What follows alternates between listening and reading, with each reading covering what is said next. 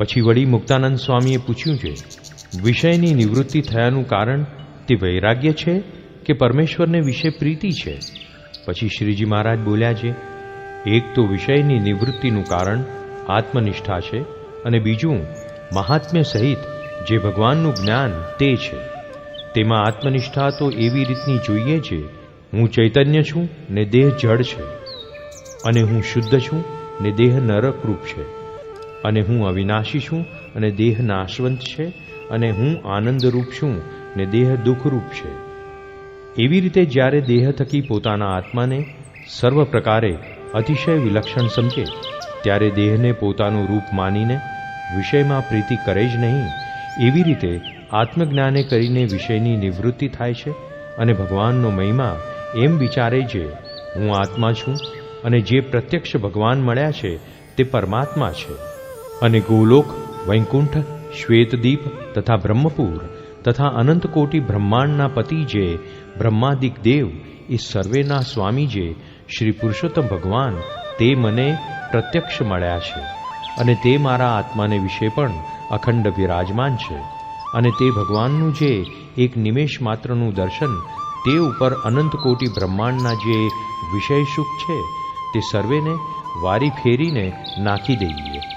અને ભગવાનના એક રોમમાં જેટલું સુખ રહ્યું છે તેટલું સુખ જો અનંત કોટી બ્રહ્માંડના વિષય સુખ ભેળા કરીએ તો પણ તેના કોટીમાં ભાગની બરોબર પણ થાય નહીં.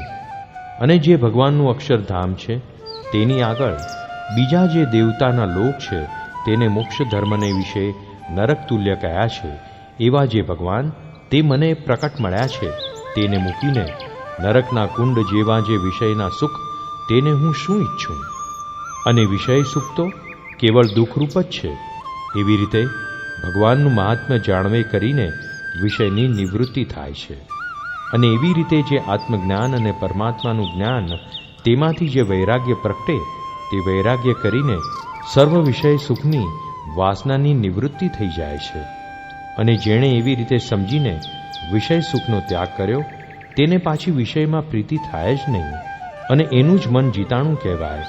અને એવી સમજણ વિના જાજુ હેત જણાતું હોય, પણ જ્યારે કોઈક સારા વિષયની પ્રાપ્તિ થાય ત્યારે ભગવાનને પડ્યા મૂકીને વિષયમાં પ્રીતિ કરે, અથવા પુત્ર કલત્રાદિકને વિશે પ્રીતિ કરે, અથવા રોગાદિક સંબંધી પીડા થાય, અથવા પંચ વિષયનું સુખ હોય તે મટી જાય, ત્યારે ભગવાનને વિશે પ્રીતિ રહે નહીં અને વિકલ જેવો થઈ જાય. અને જેમ કૂતરાનું ગલુડિયું હોય તે પણ નાનું હોય ત્યારે સારું દિશે, તેમ એવાની ભક્તિ પ્રથમ સારી દિશે પણ અંતે શોભે નહીં. જય સ્વામિનારાયણ દયાળુ. આપને આ વિડિયો પસંદ આવ્યો હોય તો અમારી ચેનલને સબસ્ક્રાઇબ કરો, લાઇક કરો અને દરેક સત્સંગીઓને શેર કરો.